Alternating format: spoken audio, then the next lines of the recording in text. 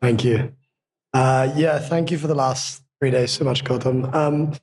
One thing I've kind of been mulling on, like everything we heard about, not being the doer, sort of things happen according to their nature.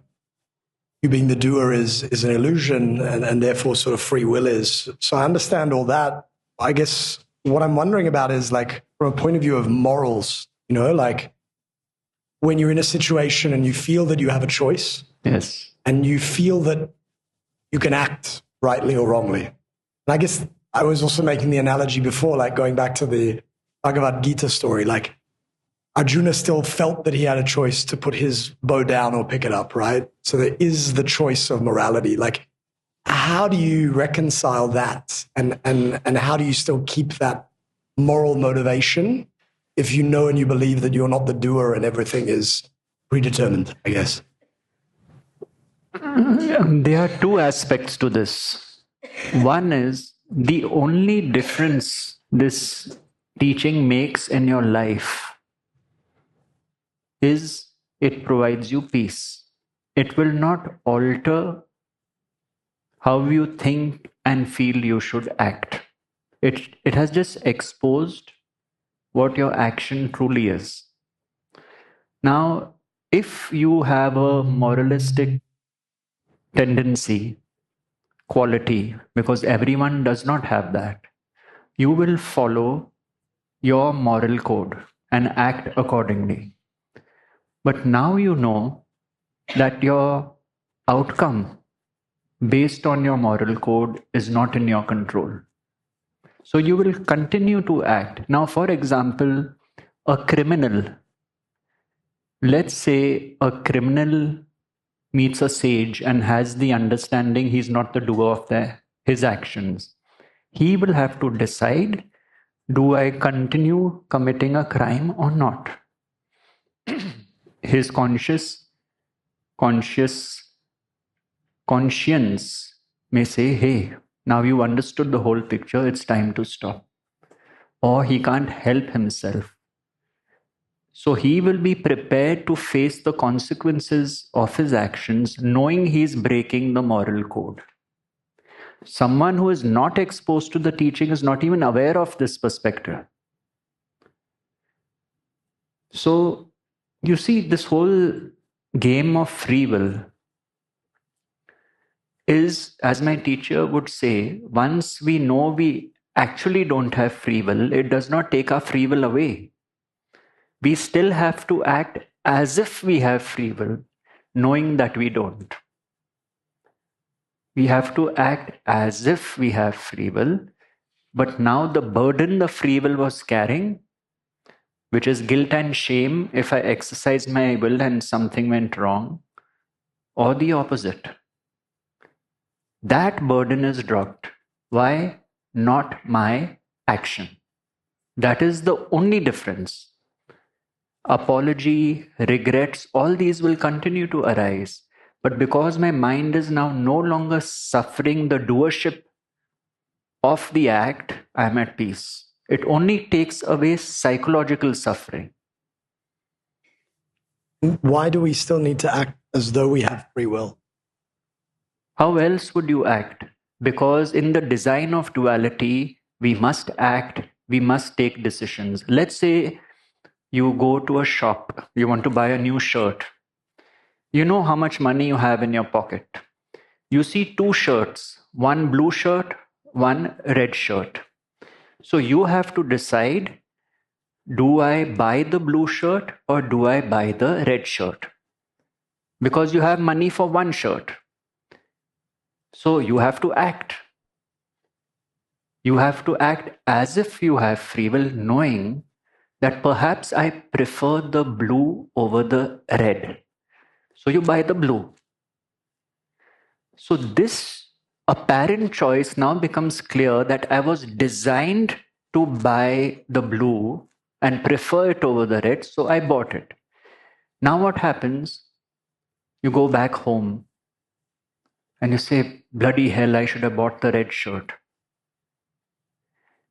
Earlier, you would blame yourself. I took a stupid decision. how could I not really want the red shirt? It was clear to me. I got confused, and the mind is creating these stories. With the understanding, regret may still arise. I bought the blue shirt, red would have been better. But because I'm not the doer and it is apparent free will, I don't beat myself up. I accept I was meant to buy the blue shirt, and so it was purchased. Now, what can I do about it? Can I return it to the store? Another option. I weigh all those options. So it removes the burden of psychological suffering, blaming myself in this case for choosing wrongly. There was a friend of mine from France, Henry. Henry used to travel business class to India. And once he left his whole docket in the overhead cabin and came to his hotel. And he was telling me how angry he was with himself for forgetting it in the overhead cabin. And I said, hey, hold on.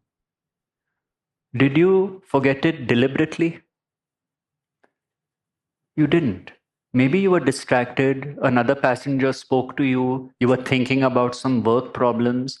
It happened. Not I did it. It happened. All right, regret may arise.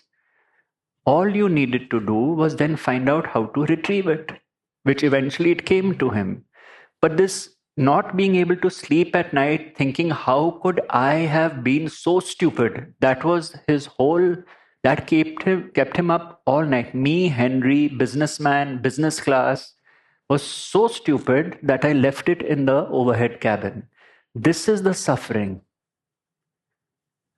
That is how small situations in my day, small issues in relationships start getting sorted out.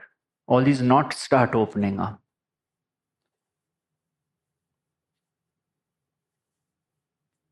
Does that answer your question? It does. Yeah. Okay. Thank you.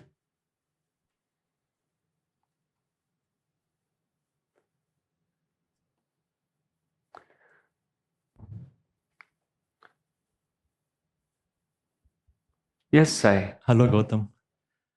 I think today's session on karma was very insightful, deep, and profound. I think it will take a lot of time for us to internalize what you talked about and then put those things into practice. Generally, when you speak of karma, we always think about bad karma, and good karma does not come to our minds at all. So, essentially, scriptures say that one needs to spend their time in doing good things to mankind, to donate, to make charities, and things like that. So, when you do this good karma as well, maybe the stockpile of good karma also accumulates in some fashion or the other. Yes. And I think you also mentioned that one has to repay the good karmic debts in the future life as well, because we have to square off the karmic debts in some fashion or the other. So, as we do our good karma, how do we think we need to be aware of the situation that we also have to square off the good karma in a future birth of us? So, in what way will the karmic debts be squared off in some way or the other?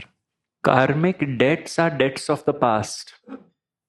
You are born to square them off. The only apparent choice is not to recreate new debts, to perpetuate the cycle. Now, accumulating good karma, supposing I decide that I will build a hospital worth $100 million because I have that money, and I'm so proud of my achievement that I call the hospital by my name so that others can remember me by the name of the hospital. Doership has again stepped in. I did it. So this is what, like I said, this is the golden cage. I have now created a golden cage. So this good karma, bad karma business is both based on doership. When doership falls, both are eliminated. Now, what is good karma? Supposing you're doing charity, Supposing you're offering selfless service to others, you can say that is good karma. Why is it good? Because the focus is not me, it is the other. So I am in the process of being unselfed. Earlier it was me, the spotlight was on me. Now it's turned out to the other. We call it good karma, doing good deeds, but it's such a beautiful science. The science of karma is itself diminishing doership. The more I'm the doer, the more I suffer. The more I consider others doers, the more I suffer. But when I give, like I gave the example of the Russian disciple of Bhai Sahib, who was giving, then she was getting unselfed. The me is no longer protecting itself, trying to survive and all that stuff. So the good karma and bad karma is two cycles of the same coin. In traditional karmic theory, what do? They say you have had so much bad karma, you must do all good deeds, feed 10,000 sadhus and do this, do that to square off that or to mitigate the effects. I don't know about how the science of karma works. My point is, even if you are doing good karma, do it in awareness as what is happening. If the me steps in again, you walked into the trap again.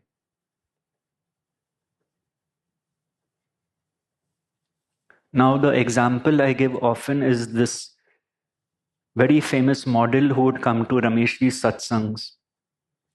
She was known by everyone in her younger days.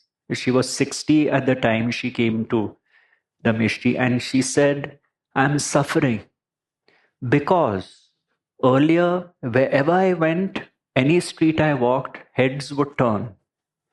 Now that I am 60, no heads turn. Nobody is looking at me. Nobody is giving me the importance they used to, and I am suffering. So what he told her was, I have a suggestion if you're open to it. Why don't you find others who are lonely and spend time with them? She said, what do you mean? He said, it's very simple. Go to an orphanage. The children are lonely. They don't have parents. Spend your time with them. They won't be lonely. You won't be lonely.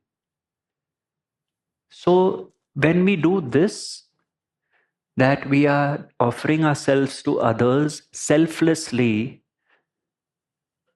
that is so beautiful, because that is giving us a chance to have a compassionate heart and reach out to people who need support. But if the doership comes in, I am going, and I start announcing it to the world, oh, I'm going to this office, I do this, I do that. Back to square one, golden cage.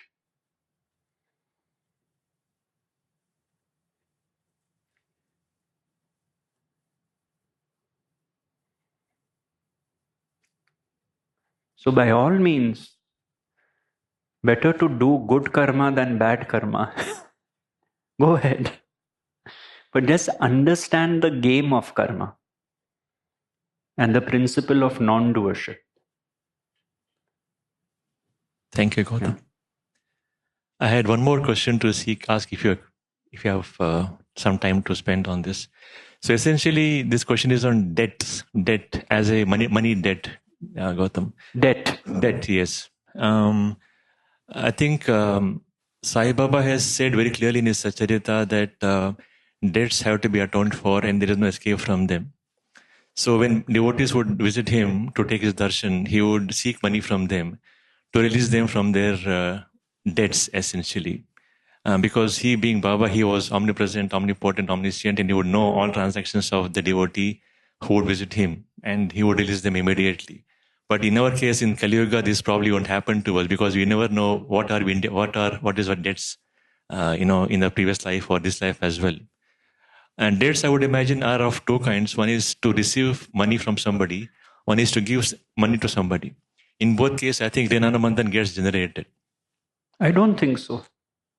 If you are receiving money which is coming your way, the universe is sending you money. How is it a debt? If I take a loan from someone and I don't repay it, it's a debt. If I take money which belongs to someone else, promising them I will repay it, and I don't, that is a debt.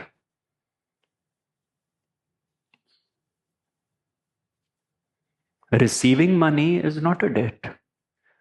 The forces of nature. What is money? It is energy.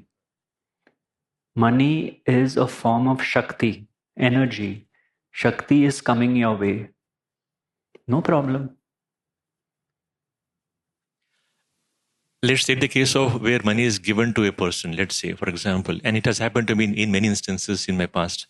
So people have taken money and they don't eventually give it back in time, or even if we ask for the money to be returned back, it doesn't come back to me, basically. And that I would imagine that it generates some kind of a dealing between me as a giver and the receiver in some fashion or the other. So what this generates some kind of a obligation in some way. It means you have to check what's wrong with you to keep giving money to people and that's been my problem. That's been the problem in the earlier days. So people have taken advantage of situations and they never bothered to get back in terms of their because it was not your destiny to get that money back. Now you have to decide, what can I do? What is my nature? Can I go to court? If my nature is to go to court, I go to court. If my nature is not to go to court, I have to accept that is my nature. I don't have the bandwidth, I don't have the personality nor the money to fight in the court. So I accept it was my destiny that this person does not return me my money, and I'm at peace. I have accepted my destiny. I have accepted the pain it has caused me of not getting the money back, though being promised. But because I have observed the individual of doership, I have seen, I don't know the truth behind his story. Whatever lies he's telling me, I don't care. This money was not meant to come back. And that is all. So I cannot anymore blame and condemn and hate like I used to. Those qualities drop away. And even if they come up in the moment. And the teaching cuts off the involvement as soon as it comes up. That is the gift of the teaching. The sage knows that above the laws of humankind are the laws of God, which we cannot see. If money is not coming back to us, it is according to a divine law. Our vision is very narrow. The cosmic law is vast. And on a narrow vision, we judge a situation. That is how we are designed. So for the sage also, pain will arise. Sage is a human being, not a zombie. If he's given money to someone who's promised it back, pain will arise. But a total acceptance. It happened because it was meant to happen. I'm done. And pain will arise that I'm so stupid that people keep taking money from me and not returning it. And then I say, God made me stupid. Very true. It's true. Some people are always giving money to people and not getting it back.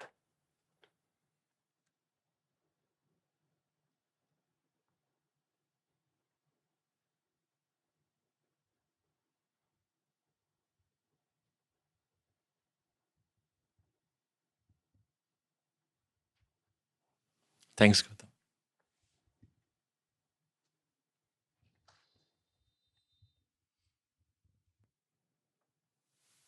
So Gautam, just on Sai's question, does it mean that the path of Advaita makes one more gullible, and can a person who is equanimous, resting in equanimity, have passion in life to the degree which was there before.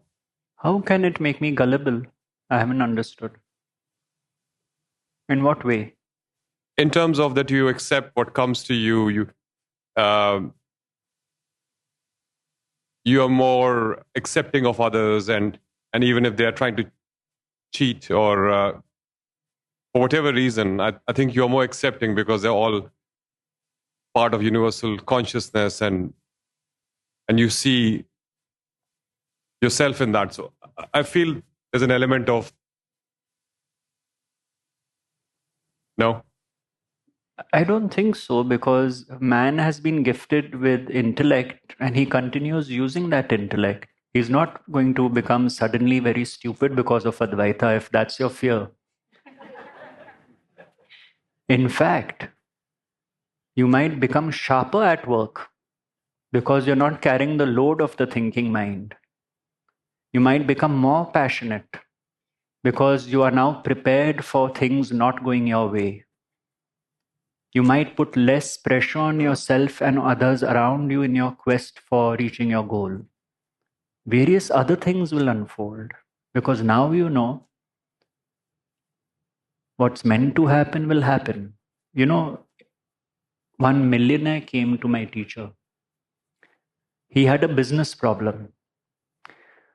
He had built a company with one man partnership, and the partner said, it's not working out. We need to part ways. And the chartered accountant was siding with the partner, the other partner. So he was in a real quandary. He had all the management consultants at his disposal, but it was stuck. So he flew down from the US and he requested for 1 hour private time. Spoke to Rameshji and went back.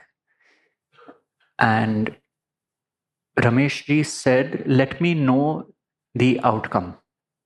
What happens? Whether it breaks, whether it stays, whatever it is. About a month later, in that time, which is 2002 or something, he sent a big sum of money by bank wire transfer. I think it must have been one of the hugest donations Rameshji had received, with a note saying the partnership broke. But I am sending you this money because when the partnership broke, I had no ill will against the partner, which I would have had I not come to you. And so this donation is because you have freed me from the burden of psychological suffering I would have carried as to how could my partner do this to me. This is what happens. It is not that it changes the outcome. Outcome is as per destiny, cosmic law. And when you get freed of that burden, that it is not me and me alone who's in charge of the outcome, you really, your wings open up. You start flying.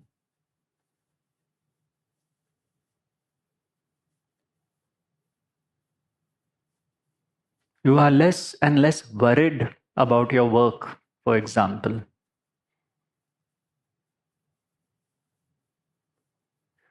You know, there's this joke where a surgeon is telling the patient before the operation, don't worry, David, it's a very simple operation. So the patient is aghast. He looks up at the surgeon and says, but my name is not David. So the surgeon says, mine is.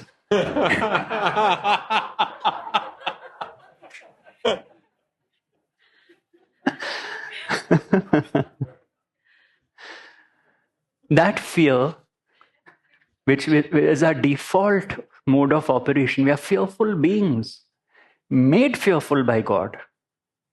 That starts losing its grip. A person who is fearful will not become fearless. The fearful person will accept that the fear also is not my fear.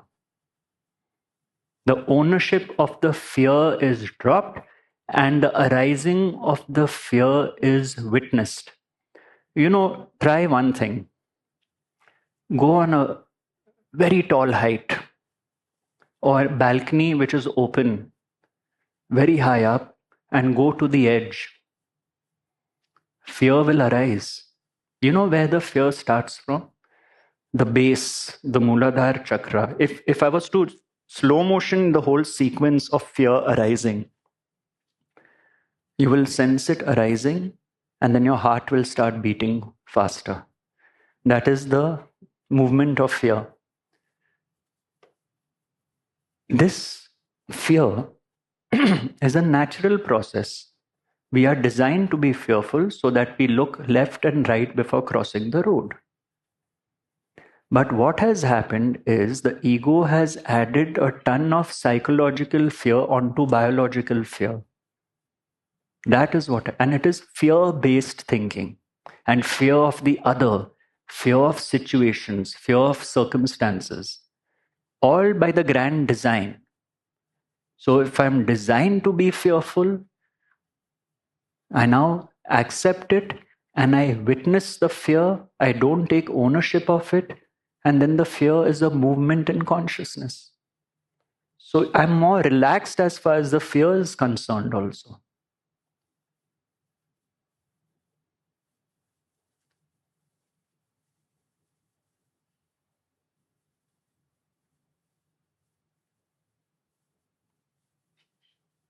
Think about, everyone has deep fears. Whatever is your fear, maybe a particular situation you're in right now. And why not tell yourself, I accept this fear is there. We are trying too hard to get rid of the fear and trying to prevent ourselves from feeling fearful. Why not just accept fear is there as a movement in consciousness? When it arises, it arises. Become friends with your fear.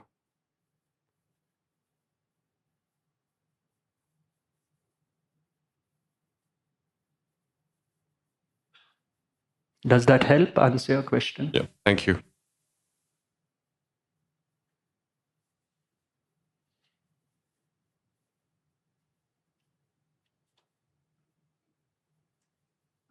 Good evening.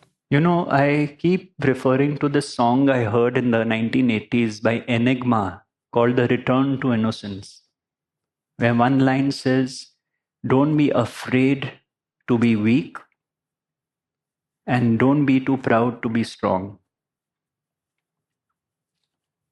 Because you are not weak. Life circumstances made you the way you are. You are not strong. God gifted you a set of attributes and conditioning which made you strong.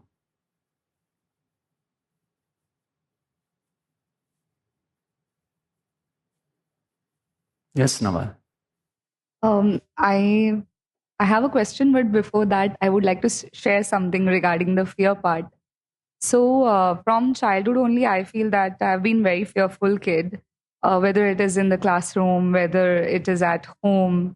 I apologize a lot in every sentence, and then fear even it has reduced a lot after I've started following the teachings, reading, educating myself more, and also practicing meditation.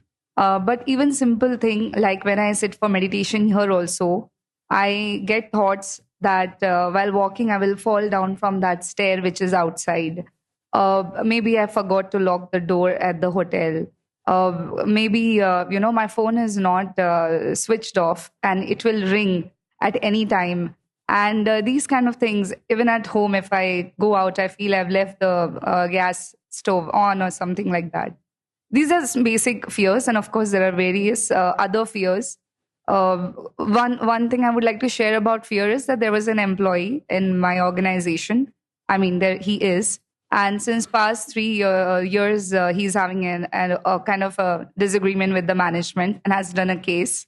And it includes me because I lead the team and everything. So I always get very panicked and worried to face him because we work in the same space. And somewhat his case hearing at the university came exactly on the date I was coming here. So I couldn't attend that meet, but I thought that maybe that was meant to be, that I was supposed to be here. And I could spend these 3 days without thinking about that issue. I feel that that's my progress. So I feel glad about that. So that a little bit I wanted to share about my fear. See, all the fears you have said, we all fear those fears to different extents. Everybody. Now, one person may go back to check whether he locked the door once, someone else may do it 10 times. Then we come to OCD. You know, like my OCD friend says to me that OCD actually should be CDO if it's the correct alphabetical order, which it is not. Anyway, so there's a spectrum of fear, and depending on our childhood experiences, we are falling somewhere on the spectrum. If we feel we can no longer function in life, we need to seek help. Whether that help is in the form of therapy or whatever it is. I have a friend who travels all the time by plane, goes all over the world. And as soon as he steps into the plane, his fear is the plane will crash. So he had to medicate himself for this issue, unfortunately. Every time he gets on a plane, he has to take a pill because he can't deal with that fear. Now, you will know whether your fear is to such an extent that you're not able to manage it and you need help, or you are able to manage it. I'm getting better day by day. Very good. Also, I wanted to ask a question. I mean, so coming to a satsang or reading the teachings and involving in any retreat, I feel that it's not like going to get graduate in a college and get a degree. The path of self-realization or understanding who you are is very long, and it does not happen like I push a button within me and I know everything. So it's everyday homework that we have to do. And one homework which I learned from you is to spend time in silence, control the tongue how much ever possible, because I feel that it somewhere diminishes the sanctity of who we are. And is there any other homework? Sorry, I am a teacher, so it's by default. No, the homework is, as my teacher would give, people would tell him, I want a tool to work with. And he said the tool is what I call self-investigation. At the end of your day, sit by yourself for 15 minutes and review all the events of the day. And pick only one event which you are convinced is my free will, my action. And investigate it till you come to the conclusion that your action was based on what you saw, heard, tasted, smelt, or touched. And if you had not seen what you saw or heard what you heard and so on, your action would not have happened. So is it truly your action if it depends on something else? And by in this investigation, you will come to the conclusion, not my action. Then the understanding comes, I'm not the doer, I'm not the doer, nor is the other. So while in the day blame, condemnation happens, because that's old conditioning, I review at the end of the day, I analyze it. That is the homework he gave some Westerners. And they would report back to him that this event came up, this is how I saw it. So yes, till it becomes part of us, whatever we have heard in this retreat, it is a great sadhana to try and implement as much as possible. This is called in the Gita Purushartha, personal effort. Personal effort goes a long way. And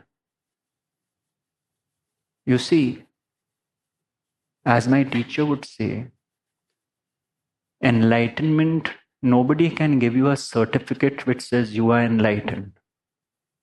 College can give certificate. But how will I know if I qualify for the certificate of enlightenment? Only I will know. When I know my life is a life of peace, no matter the storms in it.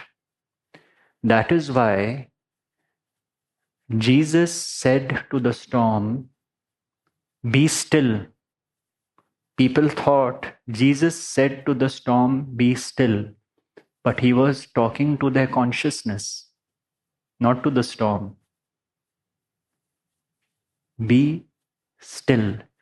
When I know through the vicissitudes of life, the challenges of life, the ups and downs, I have not lost my balance like I used to earlier, then I know that I am on the way to getting that degree. When I will get it, how, where, God knows, God's will. Life is a learning, a constant learning. And when a lesson of life is learned, it is over. It will not be repeated. Until I learn that lesson, I will keep having to learn that lesson. Life will keep sending people until the lesson is learned. Just like in school. Thank you.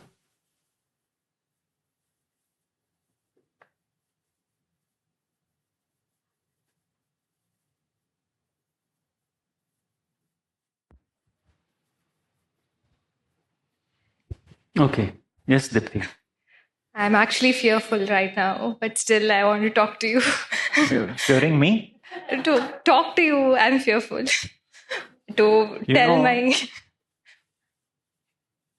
I have had 2-3 instances in life which is quite unbelievable where I have not been noticed. Just recently in the club, there was someone's birthday. So 7-8 of us were called for the birthday cake cutting. And I'm standing there quietly and someone next to me is saying, "Where's Gautam? Where's Gautam?" So I'm the last person. No, it's out of love and respect, probably. I know. So the question that he asked, right? So I just wanted to share my experience. He said this teaching might make us gullible. So for me, after I got into this teaching, my life has changed. So I see it has made me more stronger.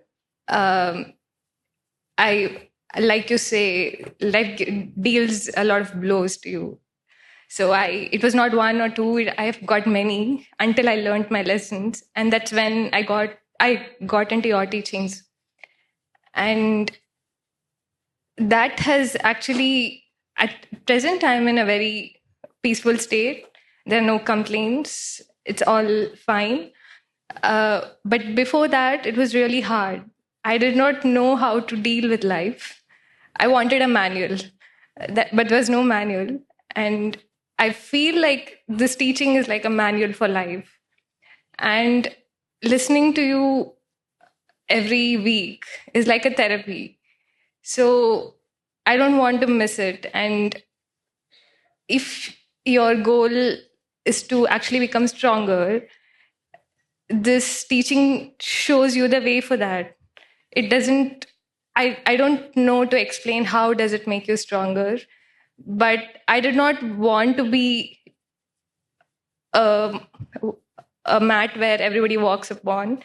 So when I had that clarity, this teaching takes you that way.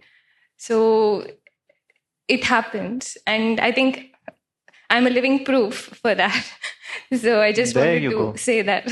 Maybe you can speak to Dipti and you too. Thank you for sharing that. Beautiful. And thank you, Gautam, for all the teachings. And especially when the guru is not in your place, right? It's really hard. You really want someone. And the Zoom meetings really help in one way or the other. So at least that 1 month, we feel like, at least I feel like it's happening in my place or something of that That's sort. very sweet, because every time I tell these guys that I think we won't do Zoom meetings anymore. No? Thank you, Dipti. Thanks. Yes, Sangeeta. How come all questions are coming out on this last evening? Yeah?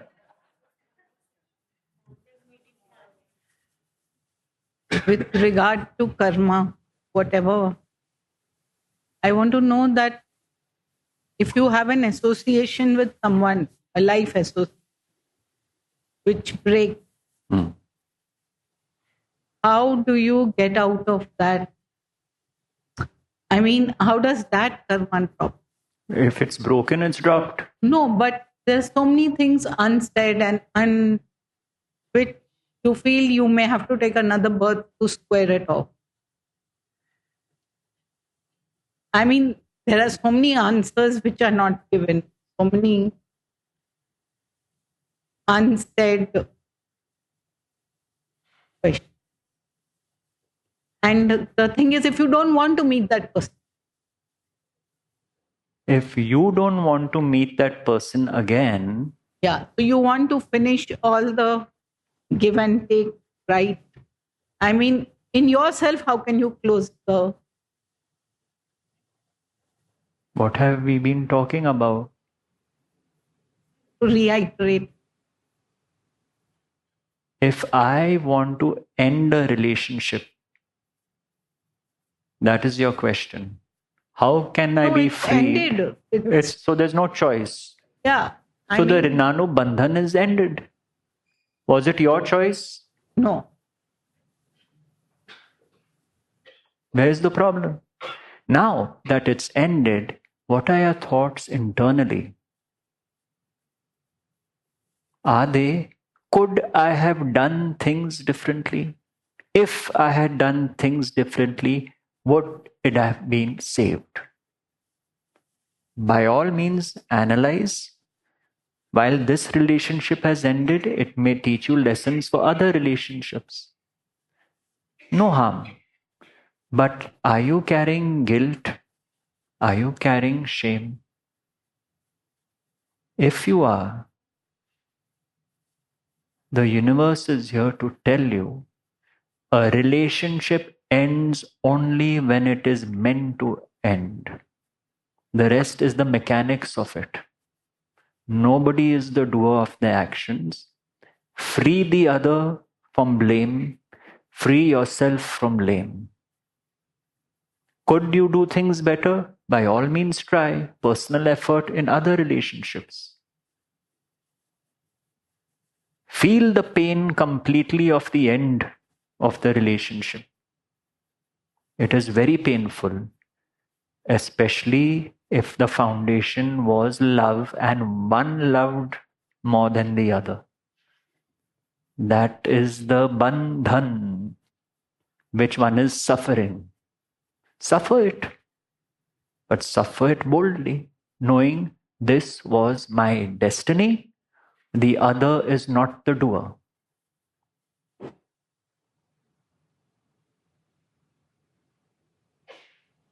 But when you see the living, I mean, like, you can't forget it. The children out of that wedlock are there all the time. Yes, you can't forget it. The memory is there. But you can forget the emotions associated with doership. That is all. And that is everything. That is all and that is everything. The he hurt me or she hurt me drops, and hurt is there stays.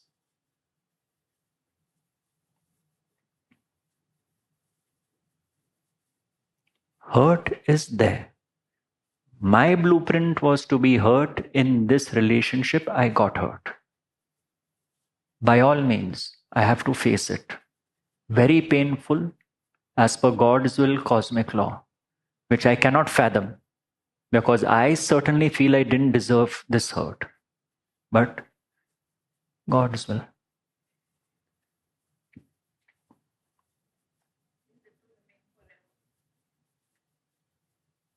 It could, if it is your destiny.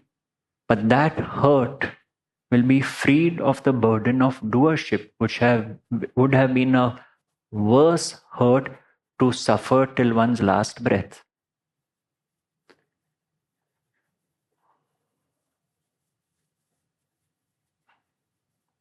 You know, this forgive business, I saw a very cute, what is it called? Meme? They call it memes. So the guy is saying, forgive as well as forget. Do you think I'm Jesus with Alzheimer's?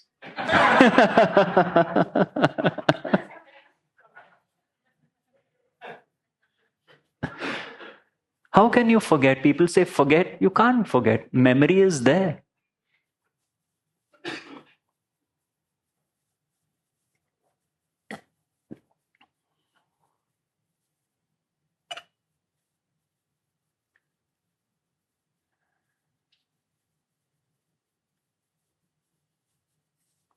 Nobody can hurt you unless it is the will of God.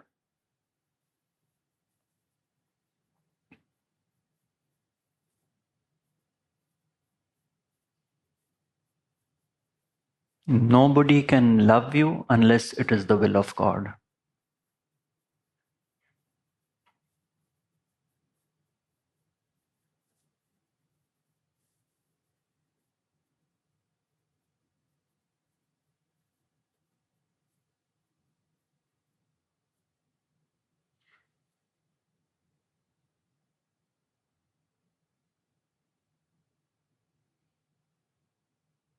Do you know this book, which is published by us, called Your Soul's Plan?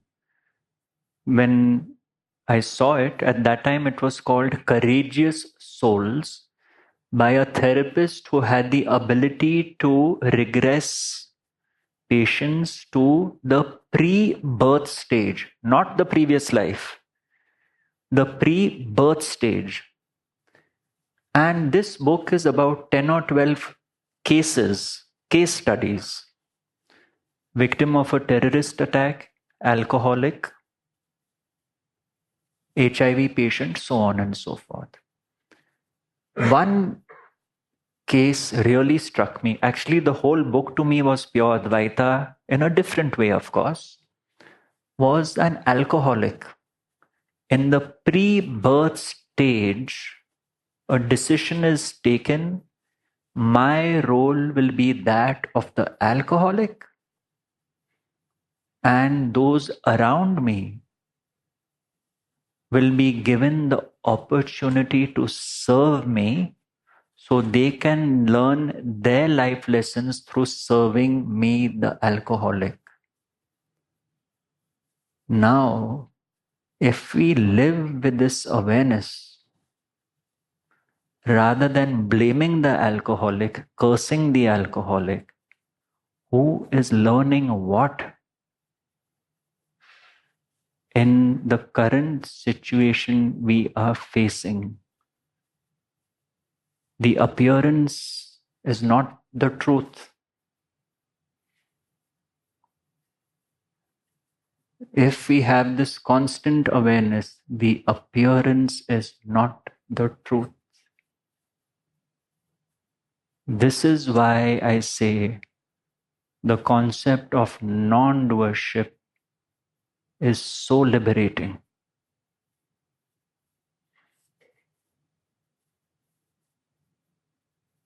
We don't know. If anything goes wrong, I don't know. If anything goes wrong, so be it. That is what liberates us.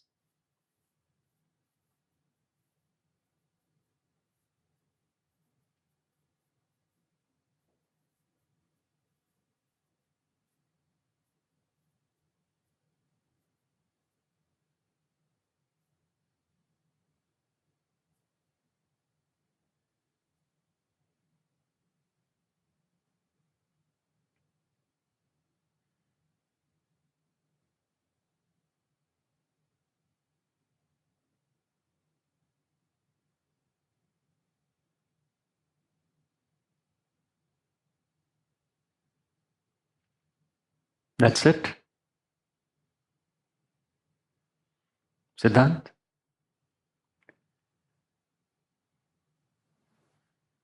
So I feel like when you actually live by non-doership and daily living, you do get detached more and more, which is a good space in my assessment.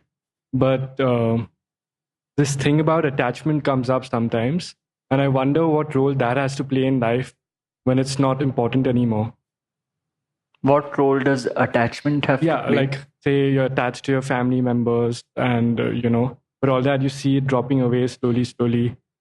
But you still love them, but it's like a little bit different, because non-doership is kind of operating. So, it goes back to what the Buddha said, right? Attachment is the root of all suffering. And I feel like the more you live this way, it gets very, very clear.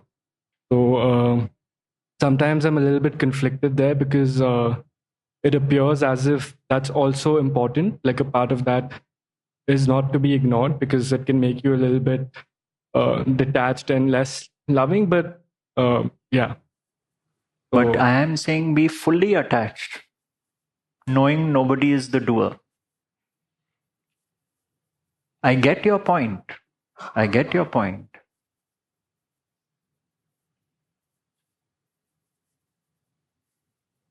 But we have to investigate whether attachments are falling away on their own, or is it making me an insensitive person? Family relationships are hardwired karmic relationships. You fall deeply in love with someone, hardwired karma operating. You get attached. The teaching comes in and says, even the attachment is not yours. But take note. Are you strongly identified with a particular position within the family, in the relationship? Because it is only a point of view. And kindly take note, the results are not in your control. In this sense, attachment to the outcome in the relationship falls away.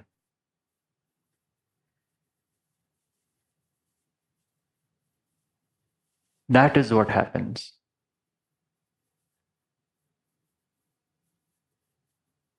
A sage, thousands of people come to the sage in reverence, love, whatever it may be.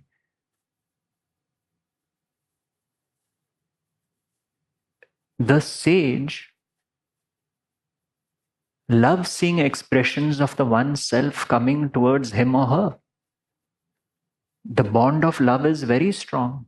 The sage does not, I should be detached. Because if I'm detached, I won't get hurt. That dialogue is not there. But the sage knows this relationship will last till it is meant to last. And while it is there, the relationship is enjoyed. If destiny takes someone away to another place, the sage may miss the person. But there is no doership, there's no regret, there's no blame on the other or on the sage. It is seen as a movement in life. Here today, gone tomorrow.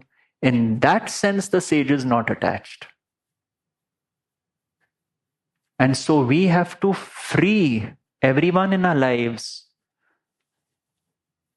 whom we are attached to. In what way? In our own minds. The saying, the cliched saying, if you love someone, set them free. If they come back, they are yours. If they don't, they never were. We have to set free people. All the time, it's a constant setting free, setting free, setting free. But because we are fearful, we try to bind them in chains, in covert ways. So attachment itself is not the issue. Would you say when Sai Baba's, one of his closest devotees passed away, he shed tears? Would you say Sai Baba was attached to the devotee and so suffered? No. A natural consequence of loss, even to someone who was immersed in the absolute, was the shedding of tears, an expression of love. Sai Baba wasn't a zombie and not even one drop came because he was detached. What I mean to say is the old way of attachment completely changes. Certainly. And you start looking at all relationships Certainly. a little bit differently, and that's good. In a new light. Yeah. Because you have transcended personal relationships, because you've seen the hand of God above it all. Right.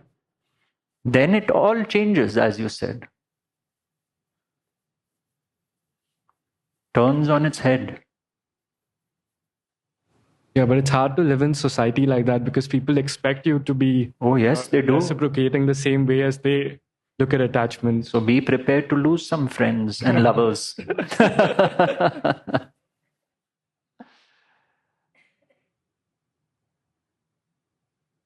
Yeah, like you said, true love is not personal, right? That's my understanding. I would say true love is more personal than personal love.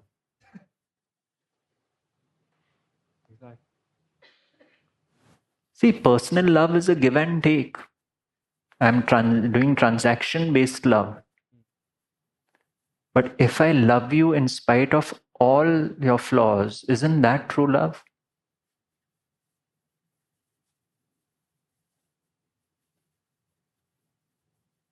I don't know of a truer love than that.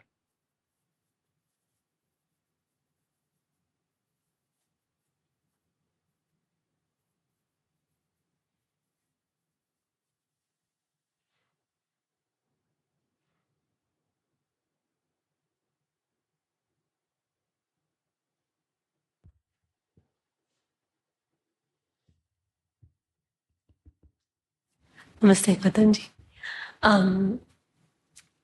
I have two questions connected to the same situation. So right now I'm on a career break. I can't get you. I'm on a career break right now. On a what break? Career break. Career break. I just I quit in mid-November. So the idea was to figure out what is the kind of work that I would enjoy, because I've been working for the past 14 years or so. I enjoyed bits and pieces of it, but I was somehow not getting fully satisfied with the kind of work. So, one question is, so in the break, I thought I'll start doing, I had a list of things to do. I thought I'll start doing that to finally figure out. But sometimes I'm lazy at times and I didn't start the work. And sometimes I would be like using the teaching to think that if it has to happen, it will happen. Something might happen even if I'm not working. Wow. So my question is, am I taking advantage of the teaching to 100%. avoid the work and escape? And 100%. How do I avoid it? Because I don't personally enjoy being lazy, but it's coming naturally because it's easier to sit and do the work. If it is coming naturally to be lazy, but suffer the consequences and don't complain. Simple. If you are lazy, accept that you are lazy. You may say it is God's will by which I am lazy, but therefore it is God's will that I have no job. Simple. All actions or inactions have consequences.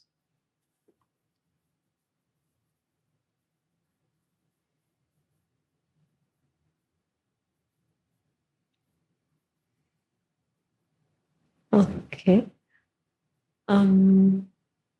Okay, so the consequences are what should drive me to decide what should be done. Okay. Then the second question is,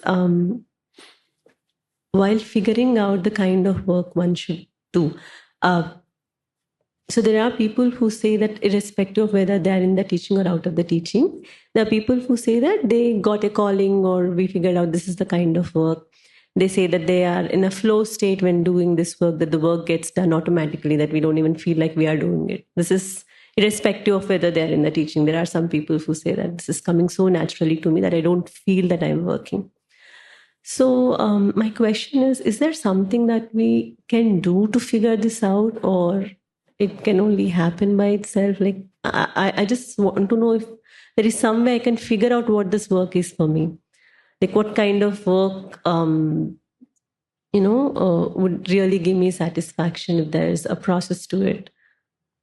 The only thing you can do is if you have a certain calling, let's say social service, let's say being in a particular sector, is try your best.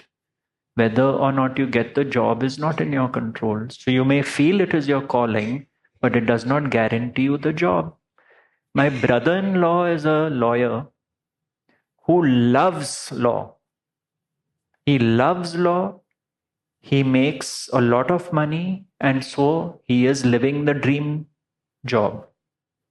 I have a friend who is a very successful lawyer who hates being a lawyer, but knows I cannot make this kind of money in any other profession as I can make in law.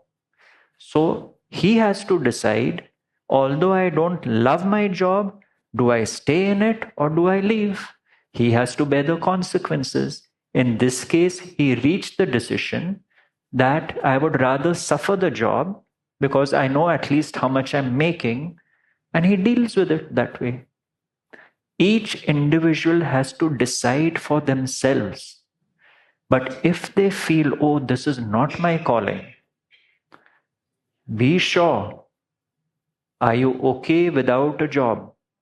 There are millions who are so jobless that whatever job they offered, they would say, it is my calling. You have the luxury of saying it is not my calling. Now, be prepared for the consequences.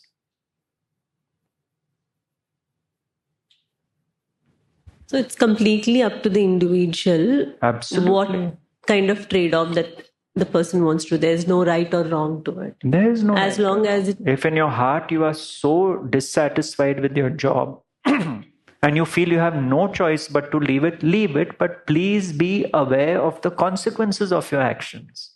All the teaching is saying is that all actions have consequences. It is laying down the options before you. Ultimately, you have to decide.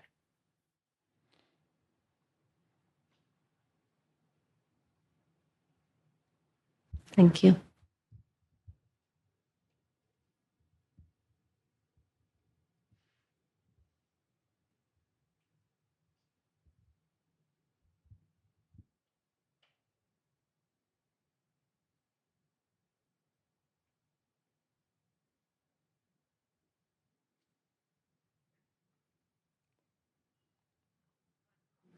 Comment? So the actions are not mine because thoughts are given. Therefore, whatever arises naturally, I honor it. But the consequences are mine. I have to suffer it. Not psychologically, but maybe with physically. Because it's the action-reaction loop. All actions will have a reaction. That's a correct understanding. All actions will have a consequence. The sage knows that because it is not my action, that consequence is not going to lead to guilt and shame or hatred for himself. The ordinary person will feel those qualities. The sage will just suffer the consequence as the consequence. That is it. Chalo, who's going to open the singing for us?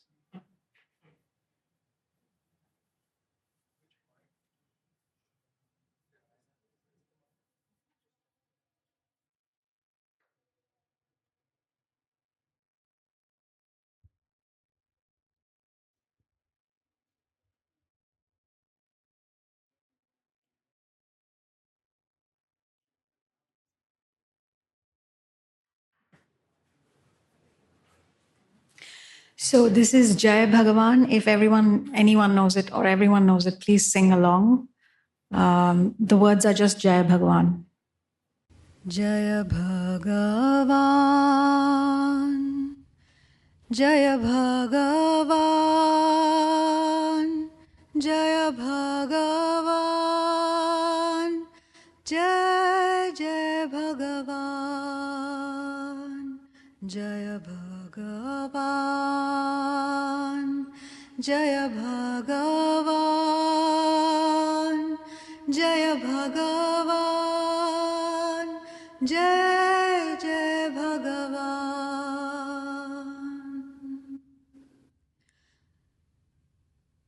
Jaya Bhagavan,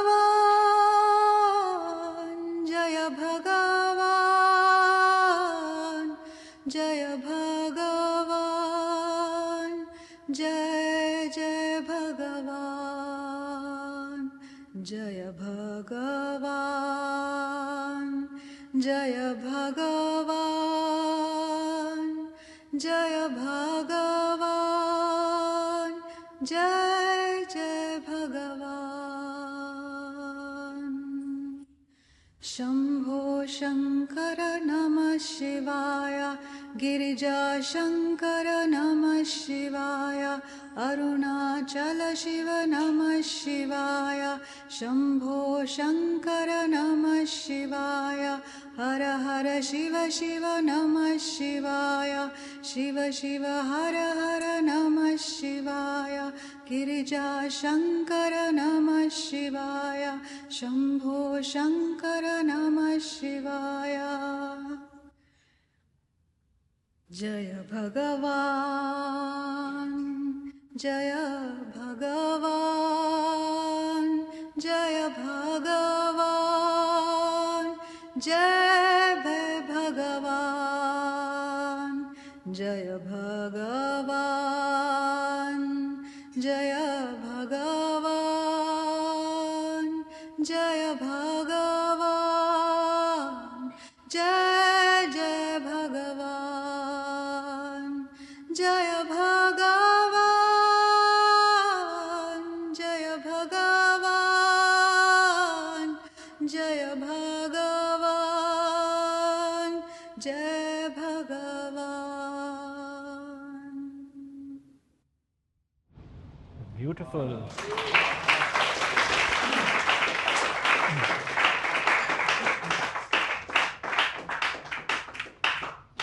Another professional In our midst. Secret weapon. We launched it right at the end. Beautiful, Sunita. Thank you. Very soulful voice you have.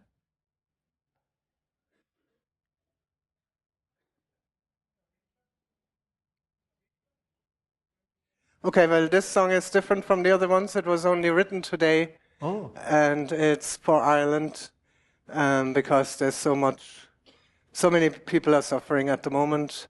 I can't just sort of sit here and I'm connected to it. And, the area where I live was hit the worst by the storm. And it's the worst storm ever recorded. And the place is devastated. Nobody has electricity or water or internet or net or phone coverage. Trees are down everywhere, and it's a devastation in the west of Ireland. And I don't know about the rest. Sorry to hear that. So, so this song is for Ireland. I just want to honor Ireland and the suffering that's going on there at the moment. And my own suffering, because there's major damage to my roof and the chimney's blown off, and I don't know about the state of the trees, and I imagine there will be a lot of matchsticks instead of trees where I live. It's total devastation.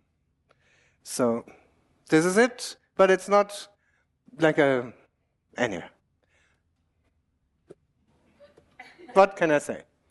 I'm very glad it arrived, and I love writing songs, and this one just flowed through me, and it's a beautiful tune, and I don't think I'll start crying. So.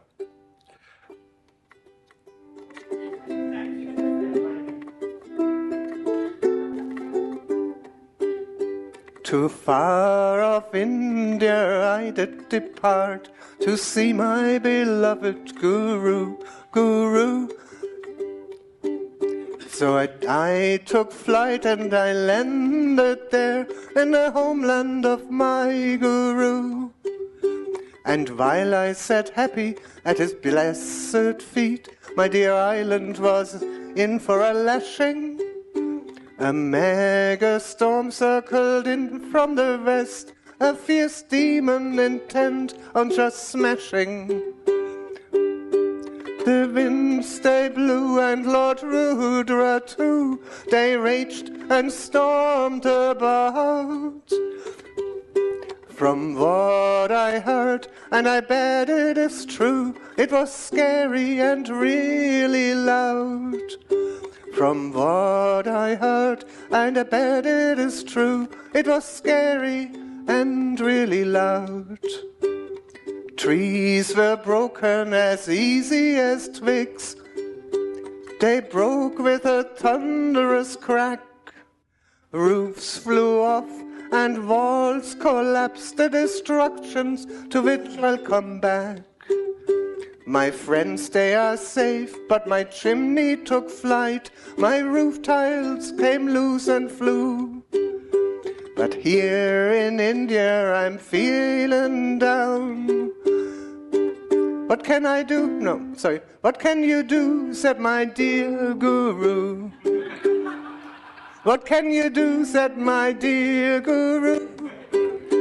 The winds they blew and Lord Rudra too, they raged and stormed about.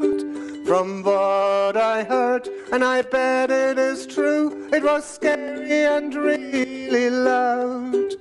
Oh, the winds they blew and Lord Rudra too, they raged and stormed about.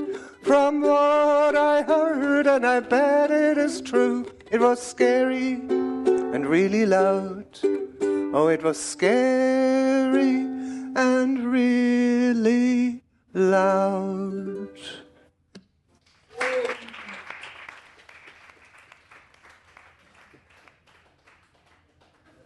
Beautiful. No, I won't do the Guru Girl, but I'll do an Irish song. But it's not about the storm. But I just I really feel I need to honor Ireland tonight. I have no choice. Sorry. It's God's will. And usually I play this with an Irish drum called a barron that you play sideways like this. But not having got one here, I'm trying this. Is that audible? Yeah.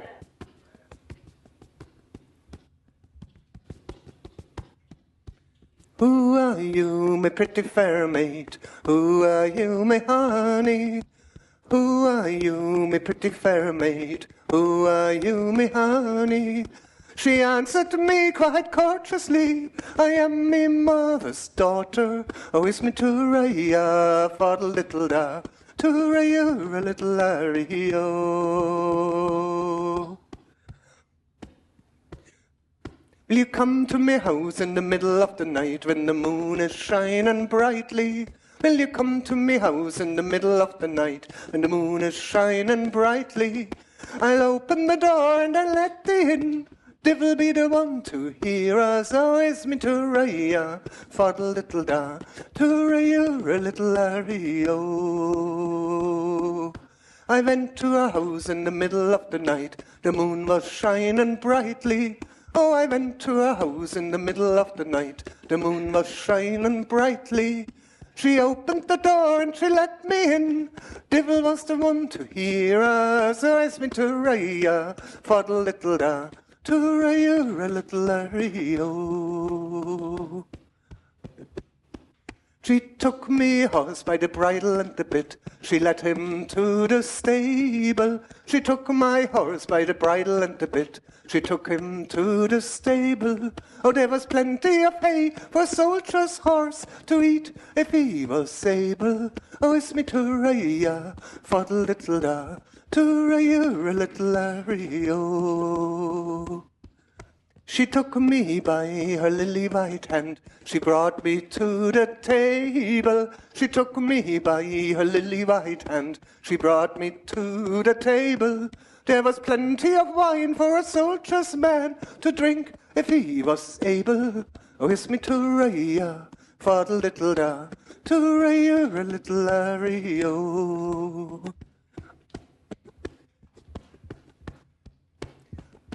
She went upstairs and she made the bed.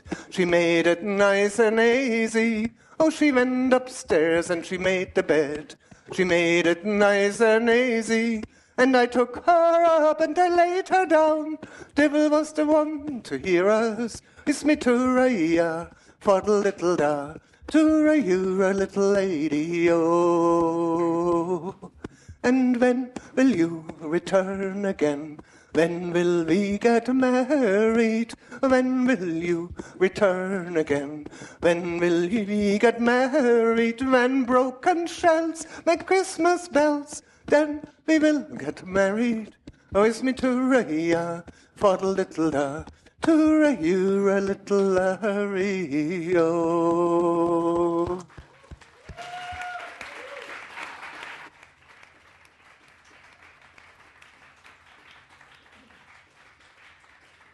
A taste of Ireland. Thank you, Barbara. Thank you. That's it. Thank you for giving us joy in your moment of crisis. Well, it gives me joy too. Thank you. It's better than moping about.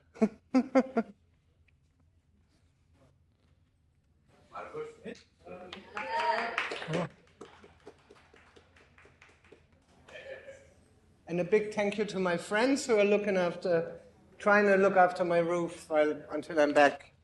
Yes.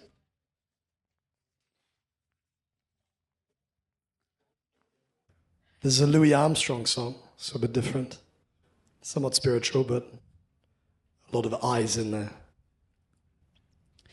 I see trees are green, red roses too. I see them bloom for me and you. And I think to myself, what a wonderful world. I see skies are blue and clouds are white, the bright blessed day and the dark sacred night. And I think to myself, what a wonderful world. The colors of the rainbow, so pretty in the sky, are also on the faces of people walking by. I see friends shaking hands, saying, how do you do? They're really saying, I love you. I see babies cry, I watch them grow. They'll learn much more than I'll ever know. And I think to myself, what a wonderful world. Oh yeah, I think to myself, what a wonderful world.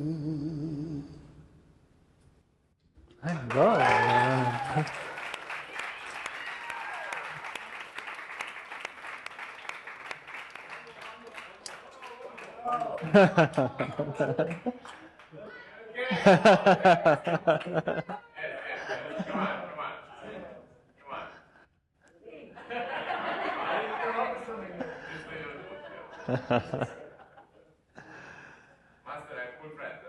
School friends?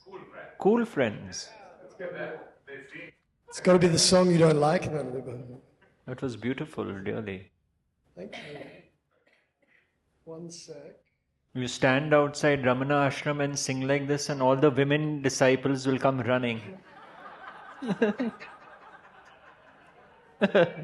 Even Vijayama will come running.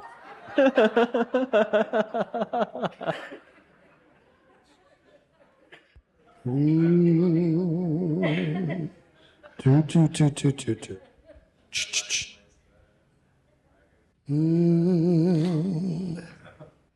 Well, I heard there was a secret chord that David played and it pleased the Lord. But you don't really care for music, do ya? Well, it went like this: the fourth, the fifth, the minor fall and the major lift. The baffled king composing hallelujah, hallelujah, hallelujah, hallelujah, hallelujah.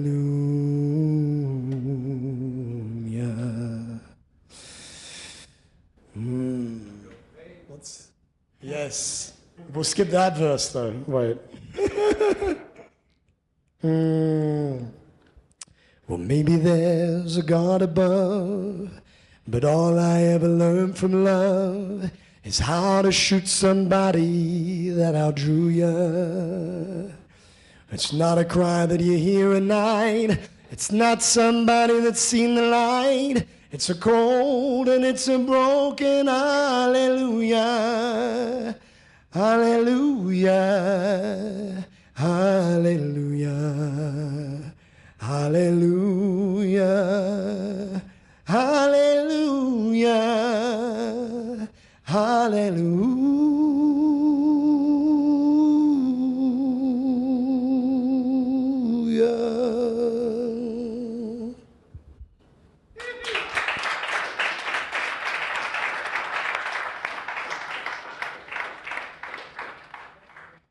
You know, Marcus, Leonard Cohen, whose song this is, used to come every year to my teacher.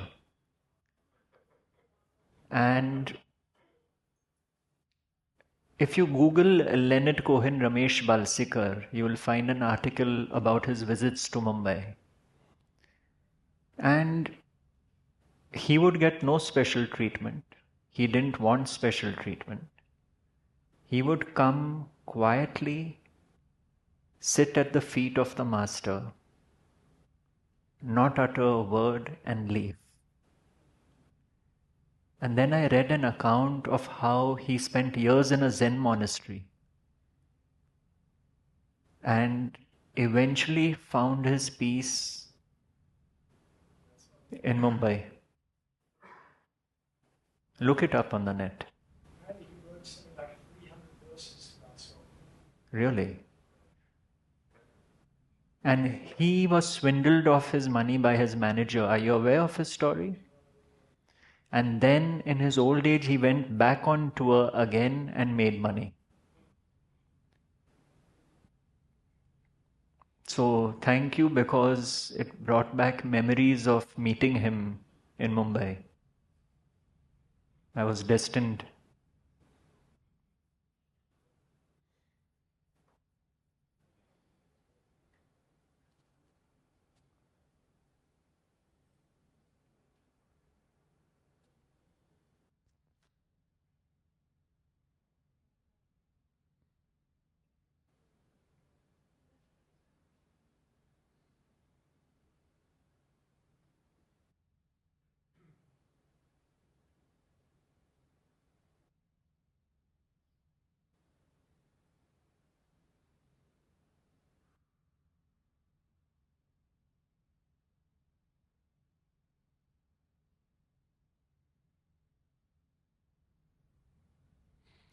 Anyone else?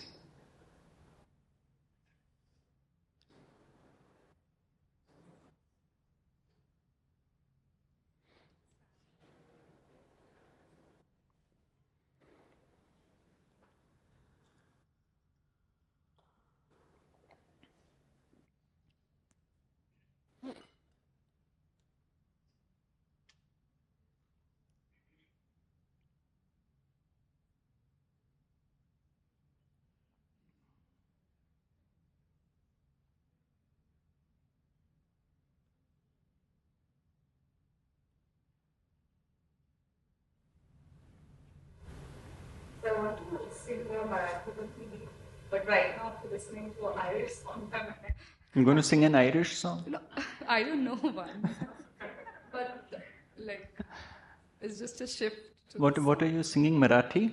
Marathi. What is it about? No, it's a Marathi bhakti gita. Bhakti.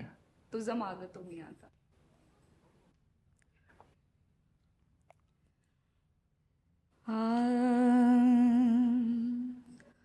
तुझं मागं तो मी आता,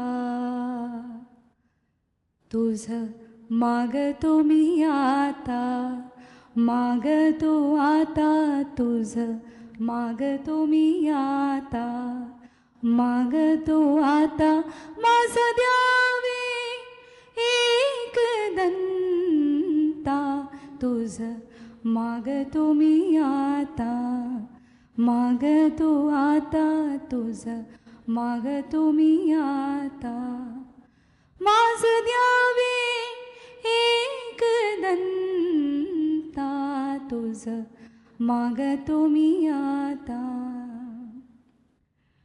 तुझी ठाई माझी भक्ती, तुझी ठाई माझी भक्ती, विरुडावी गणपती, तुझी ठाई ज्याची प्रीती, त्याची घडावी संगती, संगती त्याची घडावी संगती, संगती, माझं द्यावे एक दंता, तुझं मागं तो मी आता, मागं तो मी आता, तुझं मागं तो मी आता. हो धरणी धरायसी द्यावे, हो धरणी धरायसी द्यावे, सर्वाभूती लीन व्हावे, तुझ शरण शरण शरण आलो, पतित मी जाण, पतित जाण आलो, पतित मी जाण, पतित जाण, माझं द्यावे एक दंता, तुझं मागं तो मी आता, मागं तो मी आता, तुझं मागं तो मी आता, तुझं मागं तो मी आता.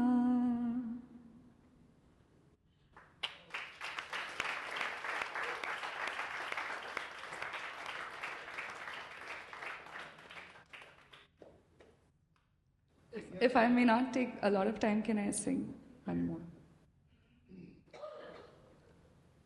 You know, someone told Bhagavan, you're sitting on that couch all day long and wasting time. He said, when there's no such thing as time, how can I waste it?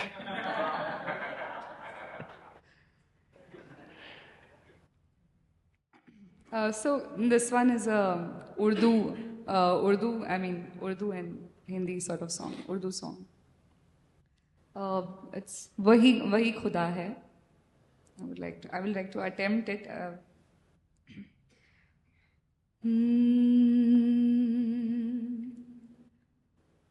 कोई तो है जो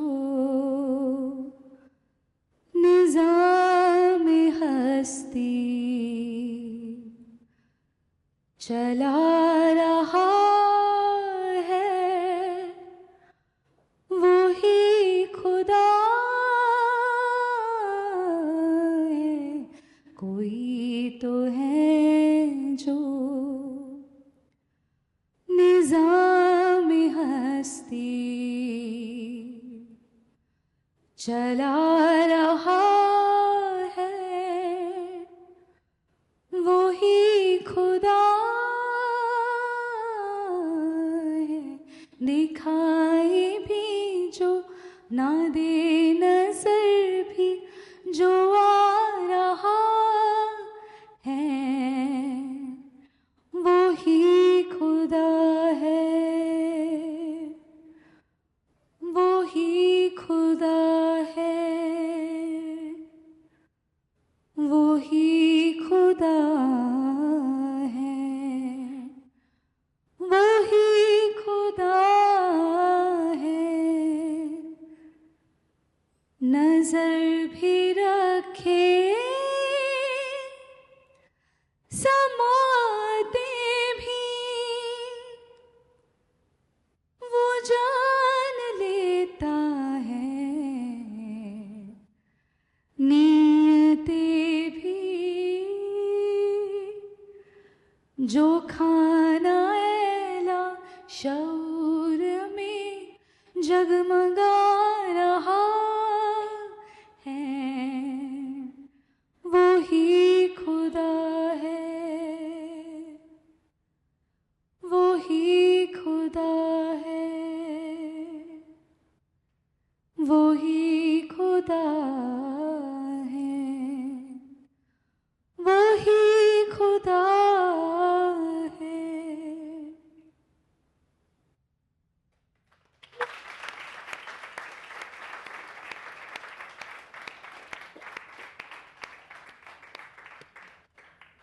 I wanted to share a bit about this song. So I always, whatever I'm singing, I try to find the meaning of that so that, I get a better understanding. And because we have few people who might not understand Urdu or Hindi, I would like to share the meaning also. So the song basically tells us that, somebody is running the order of the life. And that is God. And the word used here is Khuda. And Nizam-e-Hasti means that the order of life. Nizam means the order. And over here, in the paragraph, they say that Nazar bhi rakhe, sama-ate bhi. He sees and he hears. Wo jaan leta hai niyate bhi, which means that he listens the deepest intentions. He knows the deepest intentions of our heart. जो खाना एला शऊर में जगमगा रहा है. This is very beautiful, I felt. The word used here is the recesses of unconscious. So even in our subconscious mind, even in our unconscious state, somebody who is shining within us, that's God, that's Khuda. So I felt it was... Thank you. Beautiful. Beautiful. Maybe we can make one video with all this singing, no? Or you are going to tell me, audio nahi theek nikla, ye nahi hua, wo nahi hua. The camera was too far, the battery went.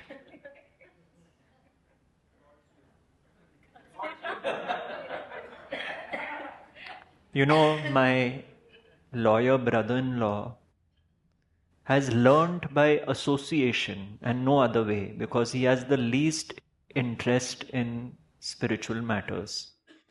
But because of proximity to me, when we share cappuccino sometimes or meal sometimes, something, he was fighting a court case and he lost.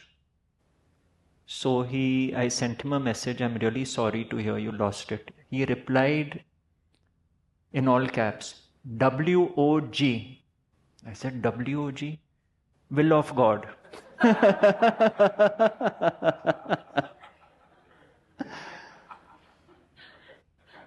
You learn by association. What is the keyboard for? So please sing.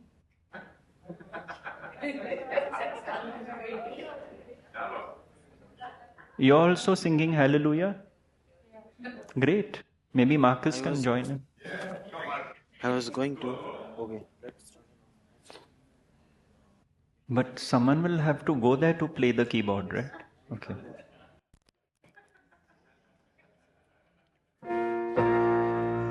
Now I have heard there was a secret chord that David played and it pleased the Lord. But you don't really care for music, do you? It goes like this: the fourth, the fifth, the minor falls, the major lifts. Baffled king composing hallelujah, hallelujah, hallelujah, hallelujah, hallelujah.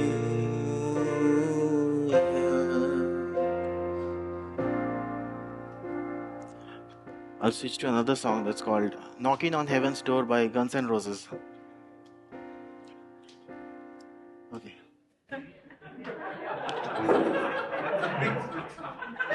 I mean, hello, this is, you know what kind of retreat this is, right?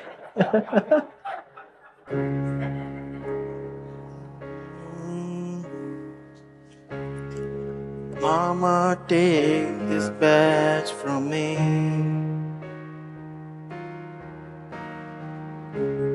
I can't take this anymore. It's getting dark, too dark to see. Feels like I'm knocking on heaven's door. Knock, knock, knocking on heaven's door. Knock, knock, knocking on heaven's door. Knock, knock, knocking on heaven's door. Knock, knock, knocking on heaven's door.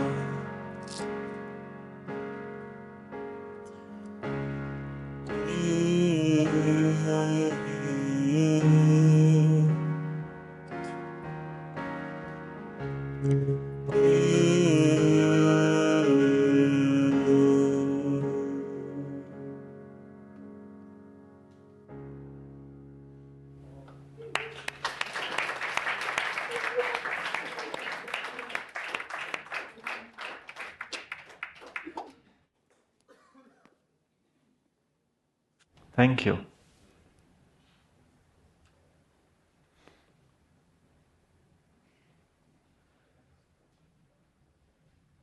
Anyone left?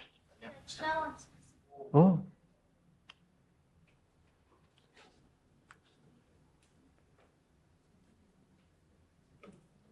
I think we ratio of singers to attendees is pretty high.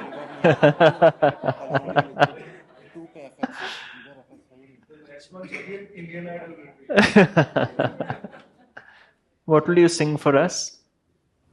Sing a bhajan of Krishna. मुझे बांसुरी के कान्हा सातों ही सुर तू दे दे. मुझे बांसुरी के कान्हा सातों ही सुर तू दे दे. तेरी महिमा दिल से गाऊं, मुझे ऐसा वर तू दे दे.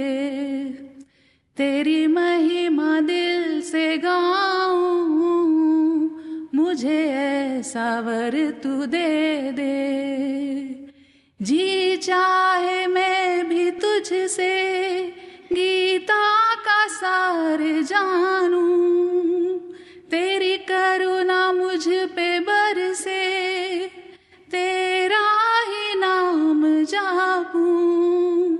जहाँ हो तेरा बसेरा, ऐसा तू घर मुझे दे दे।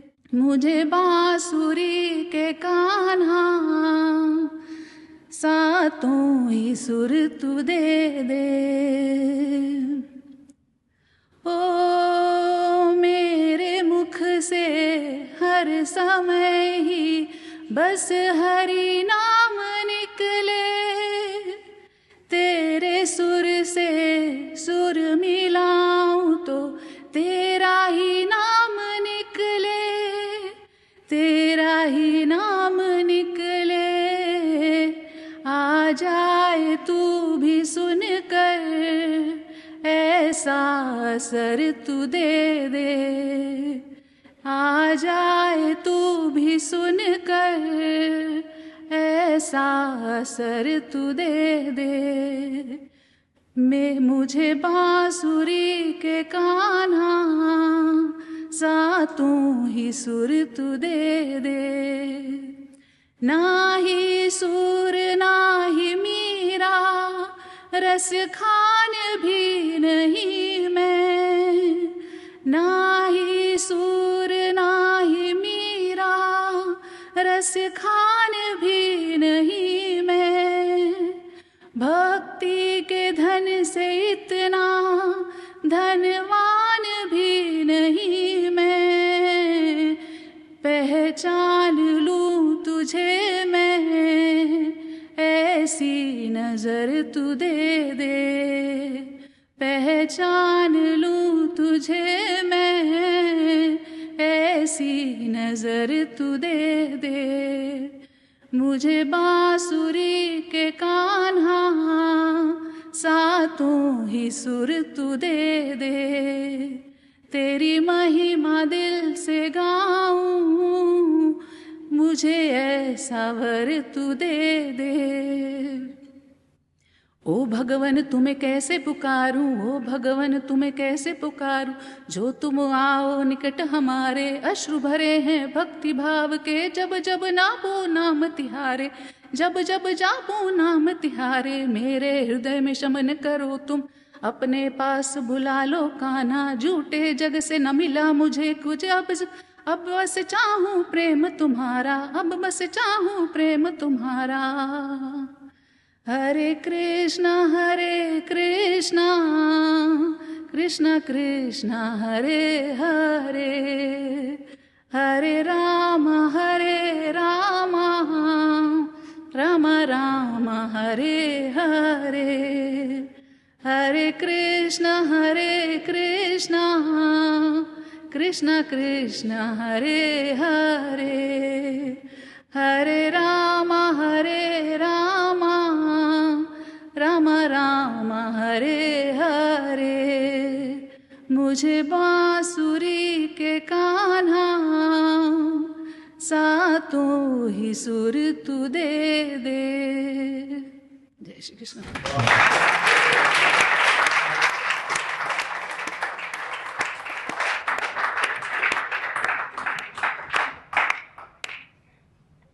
Kalyan, can we end on some song to either Bhagavan or Arunachala Shiva to close the retreat?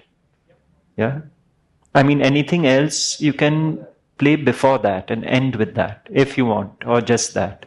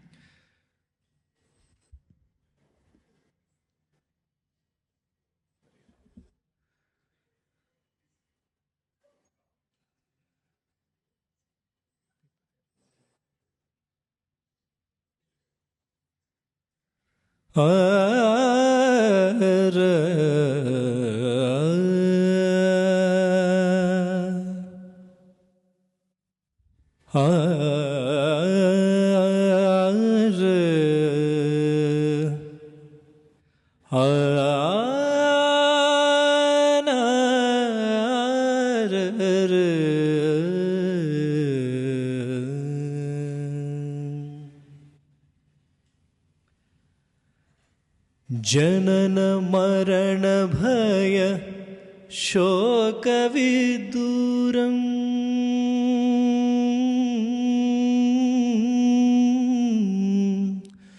जनन मरण भय शोक विदूरम् जनन मरण भय शोक विदूरम् जनन मरण भय शोक विदूरम् जनन मरण भय शोक विदूरम् सकल शास्त्र निगमागमसारम् सकल शास्त्र निगमागमसारम् पिबरे रामरसम् रसने पिबरे रामरसम् पिबरे रामरसम् शुद्ध परमहंस आश्रमगीतम् शुद्ध परमहंस आश्रमगीतम् शुद्ध परमहंस आश्रमगीतम् शुद्ध परमहंस आश्रमगीतम् शुकशौनक कौशिकमुखपीतम्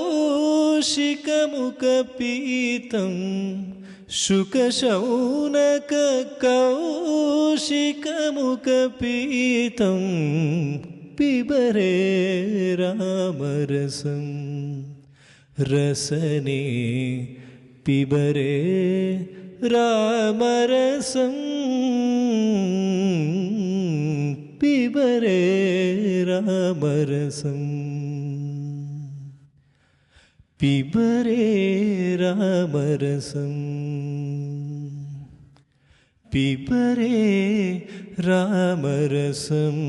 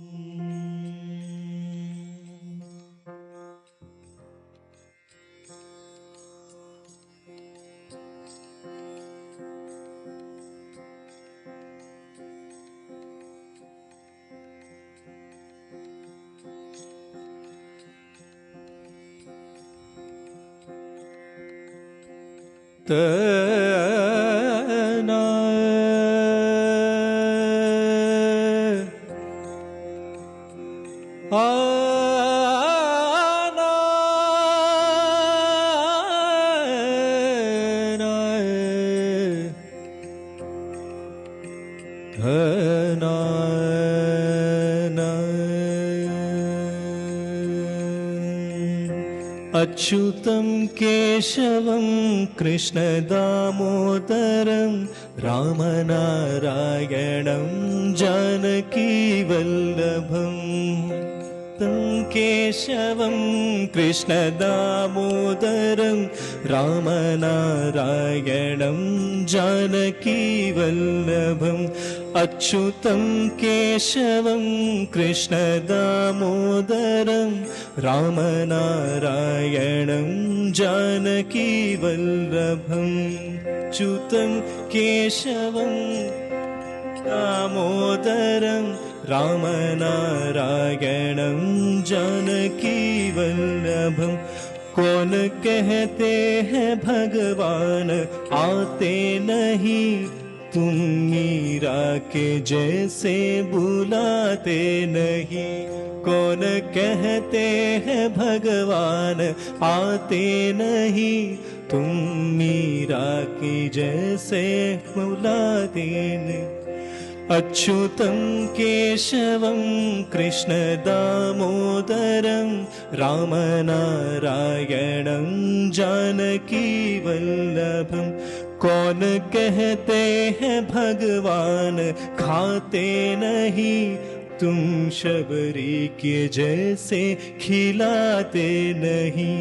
कौन कहते हैं भगवान खाते नहीं, बेर शबरी के जैसे खिलाते नहीं। अच्युतं केशवं Krishna दामोदरं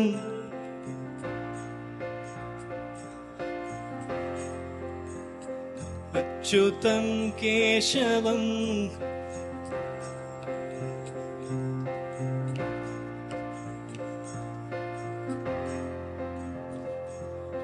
Arunachal Shiv Arunachal Shiv Arunachal Shiv Arunachal Arunachal Shiv Arunachal Shiv Arunachal Shiv Arunachal Arunachal Shiv Arunachal Shiv Arunachal Shiv Arunachal Arunachal Shiv Arunachal Shiv Arunachal Shiv Arunachal Arunachal Shiv Arunachal Shiv Arunachal Shiv Arunachal Arunachal Shiv Arunachal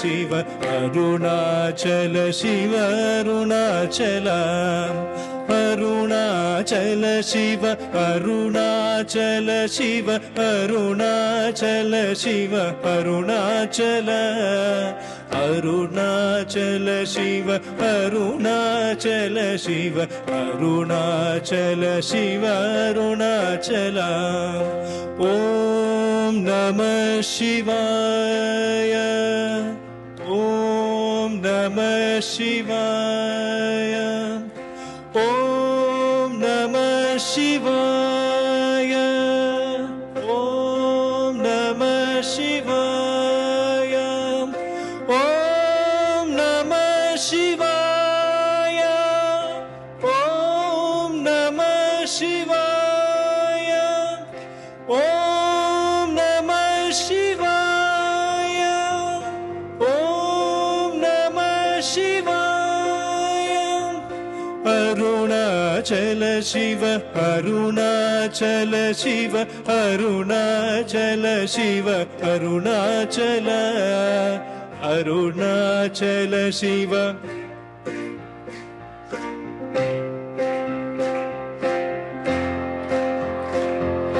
Arunachal Shiv Arunachal Shiv Arunachal Shiv Arunachal Arunachal Shiv Arunachal Shiv Arunachal Shiv Arunachal Arunachal Shiv even more louder Arunachal Shiv Arunachal Shiv Arunachal Shiv Arunachala Shiva, Arunachala Shiva, Arunachala Shiva, Arunachala, Arunachala Shiva, Arunachala Shiva, Arunachala Shiva, Arunachala. Om Namah Shivaya, Om Namah Shivaya, Om Namah Shivaya, Om Namah Shivaya, Om Namah Shivaya, Om Namah Shivaya, Om Namah Shivaya, Om Namah Shivaya, Om Namah Shivaya, Om Namah Shivaya.